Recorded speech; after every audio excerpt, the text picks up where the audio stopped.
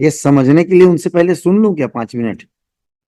Case को समझने के लिए 5 मिनट उनसे बात सुन लूं पहले, उसके बाद आपसे सुन लूंगा।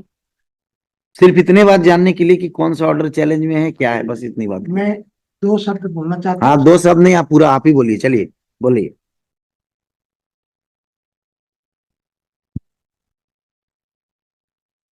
कौन सा ऑर्डर चैलेंज में है बताइए। ये ऑर्डर मैंने जो है 17/4/2013 का जो है DRT जबलपुर का ऑर्डर जो है हाँ, मैंने रिक्विजिशन में चैलेंज किया है। जो 1 मिनट, 17/4/13 का ना? हाँ 17/4/13 और यहाँ मैं इसके पहले जो है छोड़ जाना चाहता हूँ। नहीं मैंने नहीं, ये आप इसमें जो ऑर्डर चैलेंज कर रहे हैं ना, 17/4/2013, 17/4/2013 का, यही ऑर्डर चैलेंज है ना? हाँ ये ऑर्डर चैलेंज है WPC 731 पे। हाँ और ऑर्डर, हाँ, और ये ऑर्डर है IA में रिव्यू पे है ये ऑर्डर। हाँ जो डिसाइड हुआ है हाँ, नहीं, रिव्यू रिव्यू में है ना? जो जो DRT जबलपुर ने डिसाइड किया है वो रिव्यू पे ऑर्डर पारित किया 17/4/2013 का है वो ऑर्डर। और 17/4/2013 का जो रिव्यू पे ऑर्डर उन्होंने ऑन इंटरिम इंटरिम ऑर्डर जो उन्होंने किया था 27/12/2010, उसमें मैंने रिव्यू फाइल किया था। रिव्यू पे उन्होंने 17/4/2013 को जो है फाइनल ऑर्डर पारित किया। वो ऑर्डर ऑर्डर जो है DRT में अपीलेबल नहीं है। रिव्यू का कोई भी ऑर्डर जो है DRT में अभी हमको ये बताइए, आपकी डीआरटी में आपका प्रोसीडिंग कहाँ तक पहुंचा है और क्या हुआ है? तो इस सब में कुछ नहीं रखा हुआ है, आप लोग फालतू फालतू लिटिगेशन ला करके रखे हुए हैं और कुछ नहीं। पिटिशनर इन पर्सन होने का ये मतलब थोड़ी कि कुछ भी ले आइएगा। इसमें रिव्यू में क्या होगा? रिव्यू का स्कोप आपको पता है? क्या क्या ऑर्डर पास किया था डीआरटी ने? आपको स्टे दिया था 50% में कितना जमा करने के लिए आपको बोला था। That order has not been complied. अब आप उसको बोलते हैं कि उसको रिव्यू कर दो। नहीं, मैंने रिव्यू किया ऑर्डर, उस पर 17/4/2013 को DRT ने फाइनल ऑर्डर। हाँ, क्या ऑर्डर पास किया बताइए, देखने की भी जरूरत नहीं फाइल को। द DRT जबलपुर है pass the order on IA लाजन 27/6/2011 by the petitioner to review the interim order dated 27/12/2010 in SA 198/2010 that the appellant who had not cared to deposit any amount much less half of the dues as ordered in the interim order dated 27/12/2010 was entitled for any further relief from the tribunal in the appeal. Therefore, the appeal was dismissed following the issue of the judgment of the Honorable Apex Court reported in well guaranteed order है, not required to be interfered. आप DRT जाइए, आपने final case का निपटारा करवाइए, यहाँ से कुछ नहीं होने वाला, इसमें कुछ नहीं रखा हुआ। DRT ने तो मैं डिसमिस कर रहा हूँ इसको। आपको अगर आपको थोड़ा बहुत भी आपको सेंस होगा ना, तो लिबर्टी लीजिए, जाकर के फाइनल में देखेंगे। इस पर मत लड़िए, कुछ नहीं मिलेगा इसमें। DRT ने तो डिसमिस कर दिया है। अरे रिव्यू का कोई स्कोप होता है क्या? और रिव्यू काहे के लिए आप लगाए हैं? आपको तो स्टे मिला था, आप डिफॉल्टर हैं, आपने जमा नहीं किया कोई पैसा वैसा, कुछ भी नहीं किया। पहले जो है हाँ, इंटरिम ऑर्डर, अरे आप रिव्यू का मतलब पहले जानते हैं कि नहीं? पहले मेरे को ये बताइए, और इसका स्कोप आपको पता है कि नहीं? इसके पहले जो है ऑनरेबल हाई कोर्ट ने 20/3/2012 को डायरेक्शन दिया था DRT को। नहीं, क्या डायरेक्शन दिया था कि रिव्यू इनका सुन लो। फाइनल मेरिट पे डिसाइड करने के लिए ऑनरेबल हाई कोर्ट ने कहा। हाँ ठीक है, तो जाइए ना मेरिट पर डिसाइड कराइए। उसके बाद 2013 में जो है, अरे आप मेरिट पर डिसाइड कराइए, अपना केस डीआरटी में पेंडिंग है क्या? इनका केस डीआरटी में खत्म हो गया वहां भी? रिव्यू के साथ ही अरे सुनने दीजिए।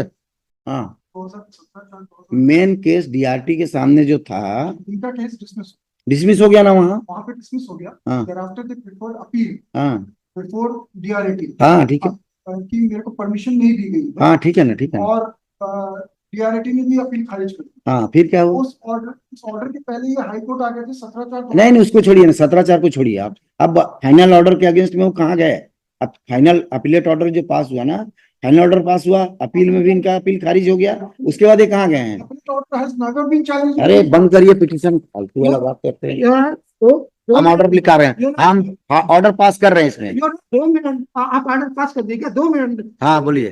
2 मिनट सुन लीजिए, फिर आप ऑर्डर पास। आप एक बात बताइए मेरे को, देखिए कोई गुस्सा का बात नहीं है, लेकिन क्या है ना, वेस्टेज ऑफ टाइम भी नहीं होने देंगे ना। 2 मिनट। अरे मेरी बात सुन लीजिए ना पिटिशनर इन पर्सन साहब, समझिए बात को। आपका फाइनल मुकदमा जो डीआरटी के सामने था, वो डिसमिस हो गया, मेरिट पर डिसमिस हो गया। नहीं, मेरिट पे डिसमिस हुआ नहीं होना।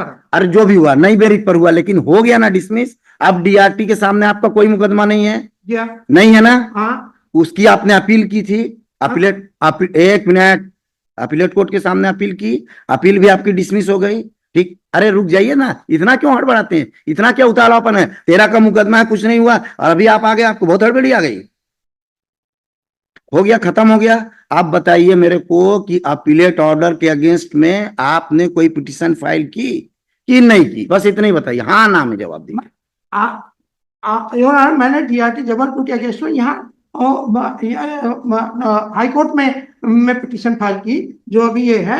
और ऑनर वो मेंटेनेबल नहीं है, अपीलेबल। हाई कोर्ट ने लिखा है, डीआरटी ने लिखा है कि रिव्यू के अगेंस्ट में अपील लाइज नहीं होती है योर ऑनर। वो ऑर्डर में लिखा है अपील लाइज नहीं होती है, डीआरटी के अगेंस्ट सुनिए में ना, तो अपीलेबल नहीं है। तो अपने मैं कहाँ जाऊंगा फिर? अरे सुन लीजिए, मिश्रा सर का पूछना है कि डीआरटी के ऑर्डर को, फाइनल ऑर्डर को, योर मैंने डीआरटी के ऑर्डर को यहाँ चलने नहीं किया, यहाँ आप मैंने लाइए, बताइए सबमिट है किया। ऑर्डर क्या आपके पास? सबमिट किया योर, यहाँ सबमिट है वो ऑर्डर, मैंने 2013 में सबमिट कर दिया, प्लेट के साथ है मेरे। प्लेट में अमेंडमेंट नहीं हुआ, लेकिन वो रिकॉर्ड में है।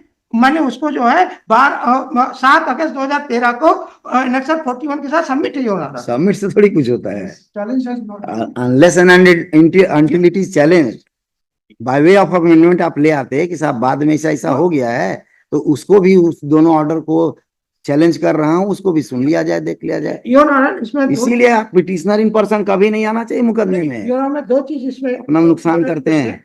एक तो डीआरटी जबलपुर का जो रिव्यू पे ऑर्डर है वो अपीलेबल नहीं अभी है। भी बचा हुआ है, अभी अभी इनका मकान दुकान बचा हुआ है, सब कुछ हुआ नहीं उसमें। योर ऑनर, 7 करोड़ की रिकवरी बची है योर ऑनर नहीं बचा। और इन्होंने जो है 7 करोड़ ड्यूज था, 7 करोड़ 9 लाख का योर ऑनर, और 7 करोड़ 9 लाख का ड्यूज था, और 7 करोड़ 44 लाख की प्रॉपर्टी बेच दिए थे योर ऑनर। और जिन्होंने 9 महीने बाद जो अकाउंट को मेरे में क्रेडिट करके मेरे से इंटरेस्ट लिए, after self confirmation of the sale your honour, interest की लायबिलिटी जो है एक्ट कहता है कि 15 दिन में पेमेंट अकाउंट में आने को।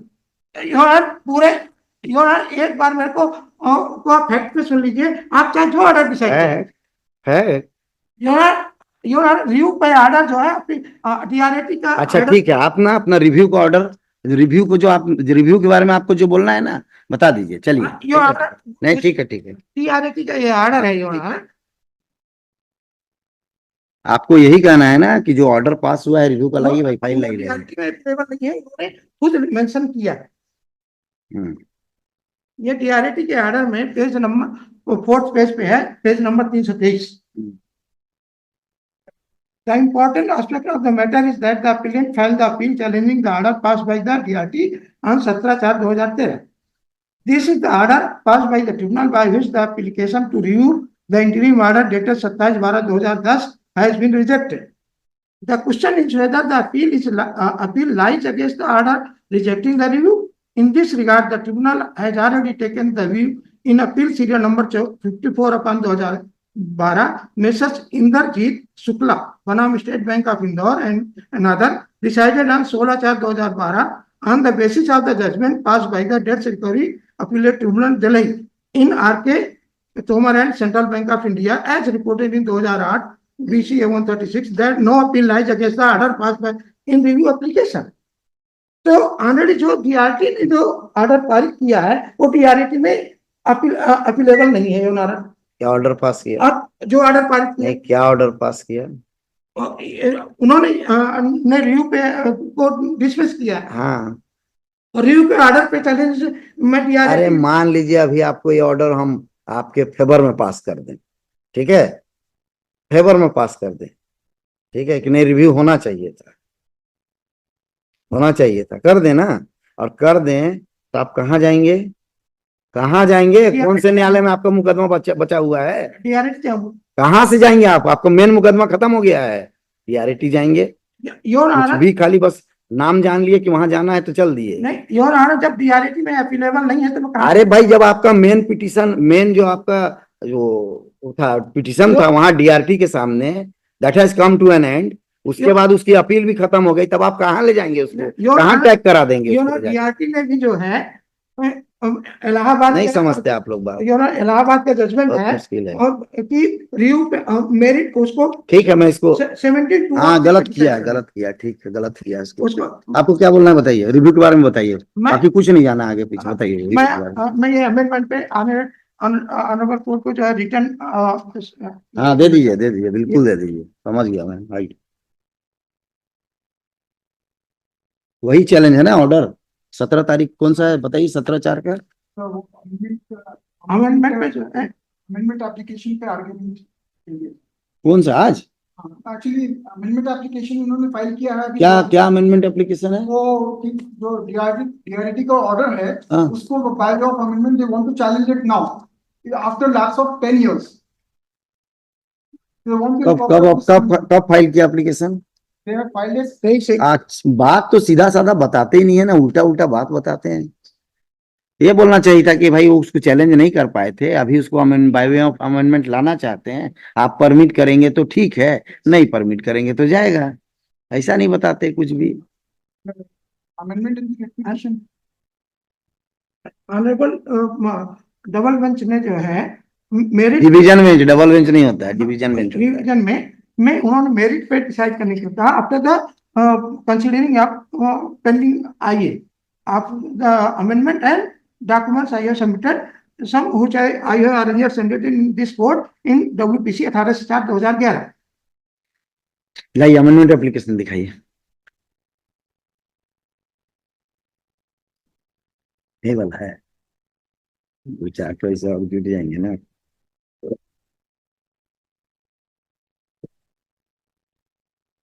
आप फाइल किया एप्लीकेशन बताइए।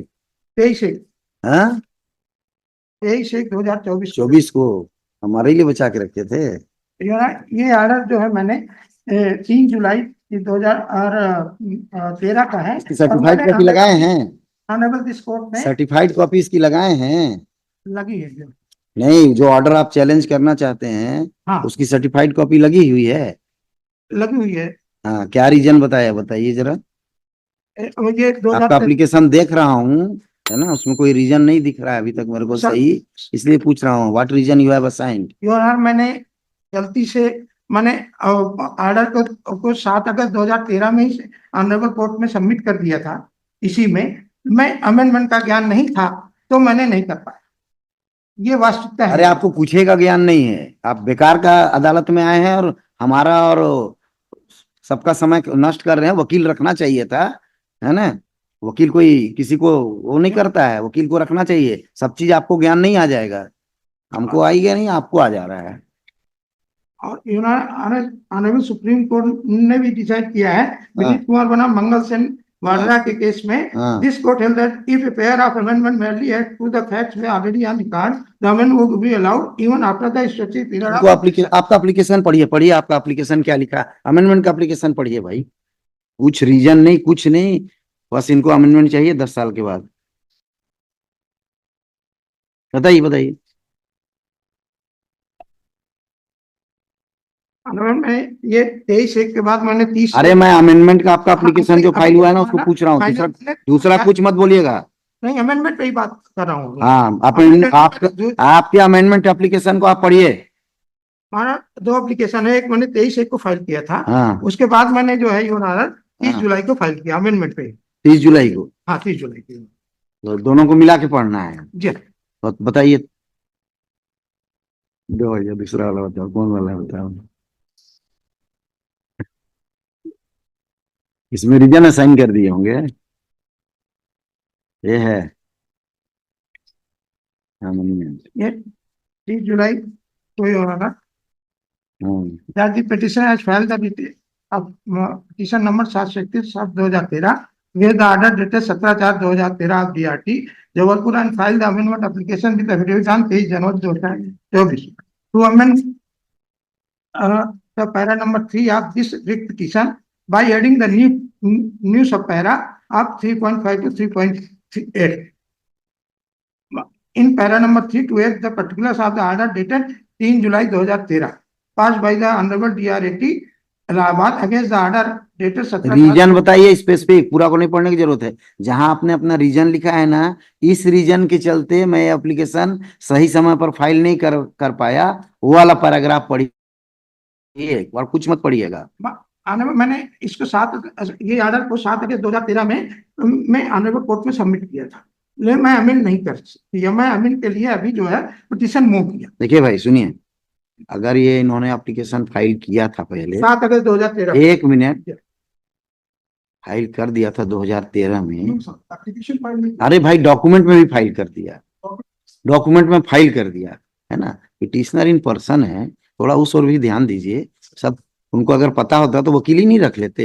इसका मतलब है कि he is unknown about the procedure also. वो उनको लगा कि भाई इसको फाइल कर देंगे हो जाएगा, नहीं होता है ऐसा, मालूम मेरे को। लेकिन अब बट द इशू इज हाँ, नहीं उतना टेक्निकल में मत जाइए, वो पिटिशनर इन पर्सन है, एडवोकेट रहता है अभी आउटराइटली रिजेक्ट हो जाता है। just want to submit हाँ बताइए ना, बताइए। that the writ petition which has already become infructuous, हाँ which has already become infructuous. नहीं वो ऑर्डर लाना चाहते हैं ना, जो मेरिट पर जो दोनों खारिज हो गया। No, no, Lordship. हाँ What I want to submit is हाँ 17/4/2013 का ऑर्डर हाँ, इन्होंने पहले वो तो मर गया, उसको छोड़िए ना। हाँ पिटीशन को पहले चैलेंज किया इन्होंने। हाँ Thereafter, petitioner himself went to DRAT हाँ, and challenged it before same order challenged नहीं before DRAT. सुनिए ना, सुनिए, देखिए क्या है, वो जो ऑर्डर है ना, जो रिव्यू वाला ऑर्डर बोलते हैं ना, वो तो किसी काम का नहीं है। वो ये इनको कोई बता दिया होगा, हम ही लोग में से कोई, ये नहीं इसमें कुछ नहीं होगा, तो फाइल कर दो करके, तो ये नहीं समझे, डॉक्यूमेंट फाइल कर दिए उसका। इनको लगा कि कवरिंग में वो फाइल कर देंगे एकदम चल जाएगा करके, बाद में फिर किसी ने ज्ञान दिया होगा इससे कुछ नहीं होने वाला है, तुम और कुछ फाइल कर दो। तो ये फाइल की है application. Actually, when I took an objection, हाँ वही सब हुआ होगा। हाँ तो कहीं से भी ज्ञान तो आ गया ना, चलिए ना, ज्ञान आ गया। और पिटिशनर इन पर्सन है, instead of dismissing it on technical ground, I think that it should be decided on merits after allowing this application। क्या है ना, देखिए क्या है ना, अब उसमें क्या फिट होगा क्या नहीं होगा मैं नहीं जानता, लेकिन अब इनके इस नादान तो पूरे हैं, नादान भी हैं और थोड़ा सा दूसरा भी लग रहा है मेरे को, है ना। लेकिन अब इसको इस ग्राउंड पर ना टेक्निकल इश्यू ला करके, और डॉक्यूमेंट अगर नहीं फाइल किया रहता ना उस समय में, तो इनके पास कोई केस नहीं बचता, एकदम रिजेक्ट होने लायक था। लेकिन एक डॉक्यूमेंट पहले फाइल कर दिया है, नहीं समझते थे, नहीं जानते होंगे, और जानते भी होंगे तो पता नहीं क्या किए हैं, तो डॉक्यूमेंट फाइल है पहले से, एप्लीकेशन प्रॉपर नहीं है। तो इस ग्राउंड पर देख करके ना मैं इसको एप्लीकेशन को अलाउ कर देता हूँ। मैं जजमेंट लिया, हाँ देख लिया हूँ, समझ गया। वो तो क्या होता है ना कि आपकी इनकी जगह में कोई दूसरा एडवोकेट आया